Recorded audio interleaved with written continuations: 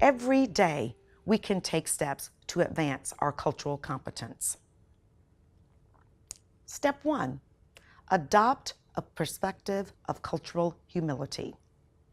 Even those who seem to share socioeconomic, racial, or regional similarities with you may have differences that you don't perceive, such as a belief in the power of prayer or the absence of any spiritual belief at all. Never presume to know someone else's culture based on your own experience. One disturbing example of this was cited in a study by researchers Turvalon and Murray Garcia. A nurse was caring for a middle-aged Latino woman several hours after the patient had undergone surgery. A Latino physician on the consult service approached the bedside and, noting the moaning patient, commented to the nurse that the patient appeared to be in a great deal of postoperative pain. The nurse dismissed his perception, informing him that she took a course in nursing school in cross-cultural medicine and knew that Hispanic patients overexpress the pain they're feeling. The Latino physician had a difficult time influencing the perspective of this nurse, who focused on her self-proclaimed cultural expertise. Step 2, be open-minded. Maintaining an open mind on the attributes, behaviors, and speech of others allows you to see culture as highly individualized and helps you to accept people as they are. It also permits healthcare providers to individualize patient interventions that make them more effective.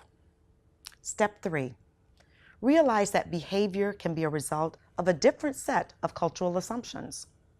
A firm handshake is considered rude by some cultures, yet Americans often judge others by their handshake. Rather than jump to an assumption, this person isn't confident, give people the benefit of the doubt. Research indicates that we give people who are like us the benefit of the doubt. We should be intentional in giving others this same courtesy. Step 4, never presume to know how someone self-identifies. When someone tells you their identity or experience, believe them. You cannot truly understand another person's culture unless you have the same set of lived experiences. One medical student, Jennifer Tsai, wrote in an online publication by and for medical students about an experience she had in medical school in which a lecturer used a slide with the following content. Illness and disease, Western culture, seen as a result of biophysical or mechanical causes.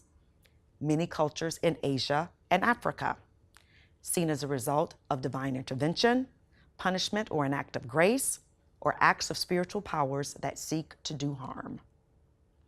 This approach, Tsai noted, employed harmful stereotypes.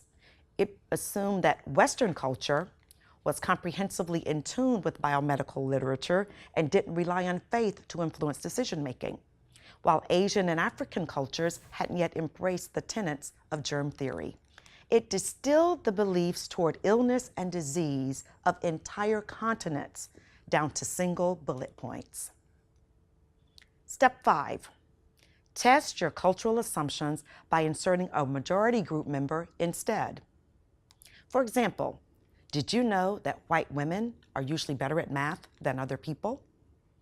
Or are you aware that white men are highly superstitious about disease and tend to think it's caused by the presence of demons? Looking at assumptions this way can make you aware that you can be making faulty judgments based on cultural beliefs that might not be accurate. Step 6, when in doubt, ask respectful questions. Remaining in a mode of questioning allows people to continue to study and analyze their behaviors, finding out through experience what is helpful and what isn't.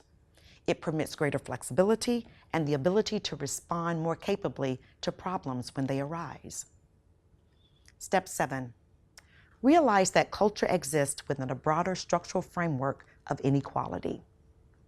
The basic assumption behind dominant cultural norms is that middle-class, cisgender, heterosexual white men are the target patient, colleague, employee, and that everyone else is the other. Recognizing this is an important step in achieving the goal of a healthy environment and optimal patient care. I'm Muslim, and I once attended a lunch lecture hosted by the school where the only meal choice offered was pork.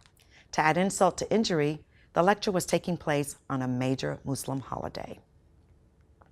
Cultural competence is an ongoing process.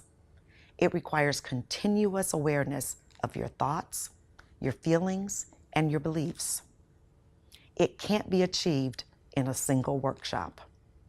And it's not always easy. But in the end, this awareness is always worth it. Thank you.